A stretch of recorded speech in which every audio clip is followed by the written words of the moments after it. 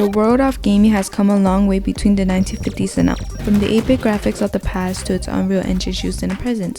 From arcades to computers to home and handheld consoles. From fun hobby to a competitive sport and career. From a dot being bounced back and forth to stories being adapted into award-winning prestigious TV. The history of gaming only continues to level up. So what's the first ever game you played?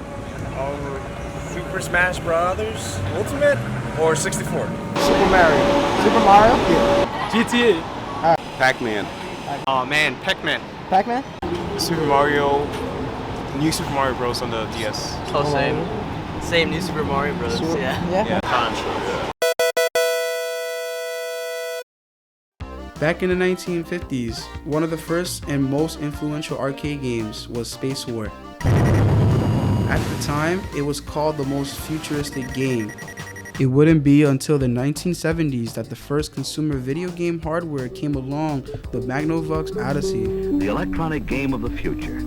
For the first time, allowing kids access to games such as computer space and Pong from the comfort of their living rooms, starting a lifelong love of games.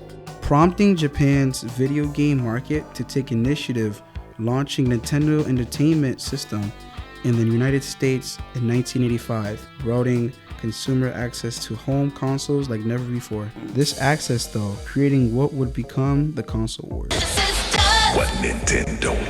With Sega gaming systems following Nintendo, both battling for the same market shares, only for the PlayStation to push out both, prompting Microsoft to enter the battlefield with the Xbox, which would counter the PlayStation. All these new and improved consoles made it impossible for gaming to not be a staple of early childhoods everywhere. I started playing when I was 9 years old. 9. Yeah, pretty young. Dragon Ball Z Budokai, PlayStation 2. Good game. Yeah, that was the game that kind of started everything for me. I used to just go to my cousin's place and just play their games until I was able to get my own. So, but watching them play, it was more like I just couldn't help but just get hooked into it because of the challenges that were given to them, and seeing how they overcome the challenges and how they got better from those challenges, and it was just inspiring for me. So when I was able to get my own system like Budokai, and then I got to do it for myself, it kind of just created a love relationship with gaming. So those kind of games kind of just amplified it for me, and I was like, oh, this is exactly what game is about.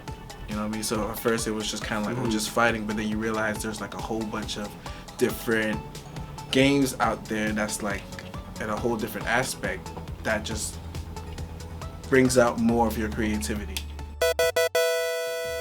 Not only have video games themselves changed drastically over time, but so has the culture and community around them. What was once a hobby for a few is now a profitable profession for many. My name is Kofi, aka Acoustics. I'm a New York-based commentator / player in the esports atmosphere. I've been gaming since 2018, so that would make it about 6 years now that I've been doing gaming competitive, going on to 7. My favorite category, of course, is fighting games. Anything that involves 1v1 combat. I started out with For Honor and kind of transitioned into more traditional fighting games as the years went on. When I first began, I was definitely not as methodical to my approach in gaming as I was when I was younger. I was really focused on kind of just enjoying myself, but then over time, the enjoyment kind of came from actually accomplishing something rather than just playing the game. So it's definitely gotten, I feel, a lot more intense as a player, and then over time I kind of transitioned into taking my talents to commentating, hosting. So it's become more of a job for me, but at the same time I found a lot more fulfillment in what I do now. Commentary is interesting because commentary is definitely more strict in certain ways than actually like competitively playing. Competitively playing, you're just worried about like your ability as a player and like the competition itself. But when you're doing like commentary, hosting, you kind of have to start worrying about people's perception of you, your own brand, communicating with others, working well together, being on time for production. And it becomes a lot more. So in a way, it's become a lot more hectic, but in a way, I kind of enjoy that. You realize as you like play, 3 years of essentially like no offline contact, like means like you start transitioning to like focusing on online gaming. So there's like been a big step in like people more focused on the net code of games rather than like, you know, offline meetups. And because of that, like we've lost like a lot of like offline tournaments simply because, you know, businesses couldn't keep it up and it just wasn't cost effective for them. So now we've transitioned into this like period of fighting games where there's a focus on like big giant tournaments throughout the span of the years called majors. And like people kind of like just plan their years around that.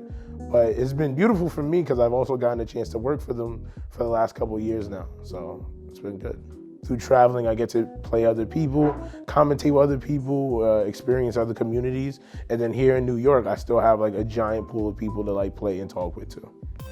Though the community of gamers has grown, the experience of playing games itself has become much more singular, with online gameplay no longer requiring you share the same space as your competitors, which is why we sought out public safe spaces for gamers to gather and play in person. In the beginning, I was playing the trading card game and also like fighting game. I always have the friend came to the shop and then we discussed about like playing and also learning the experience. Fighting game is like we have a bunch of people, bunch of friends like always come here to chill and also like have some fun. We start like traveling to somewhere look major, like New York major, EVO, and we pretty much have fun. Hi, I'm Carmen Wang, aka Young Witch, and I'm a competitive gamer. I've been gaming ever since 2015, and I enjoy 2D fighting games like Street Fighter, and some anime games like Guilty Gear Strive. I feel like fighting games have changed a lot since I started in 2016. My first main Street Fighter was Street Fighter V. And that game was way more difficult than the game that I'm playing now in the year 2024, which is Street Fighter VI. I think it's gotten a lot easier and catering to more younger people and giving them a shot into, with easier mechanics to play the games. So it's just more people now.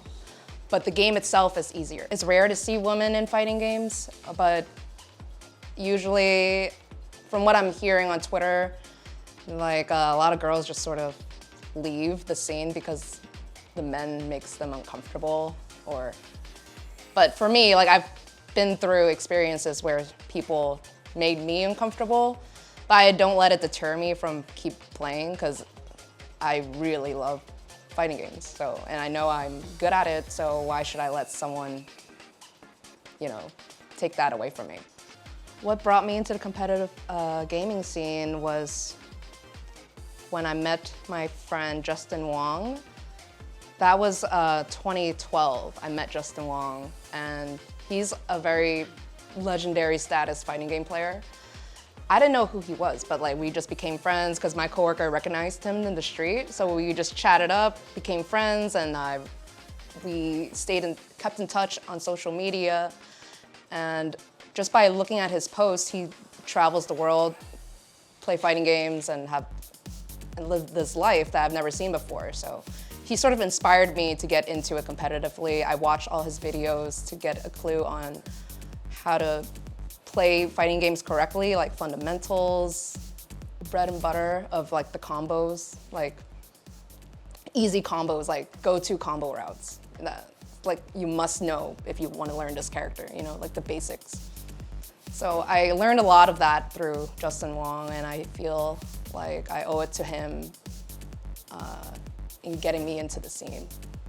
At the end of the day, who knows what both the video games of tomorrow and communities behind them look like.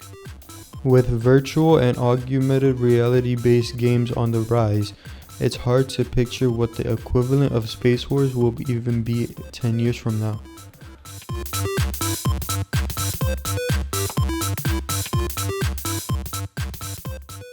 So what's the first ever game you played? I would say tag on the street with my friends.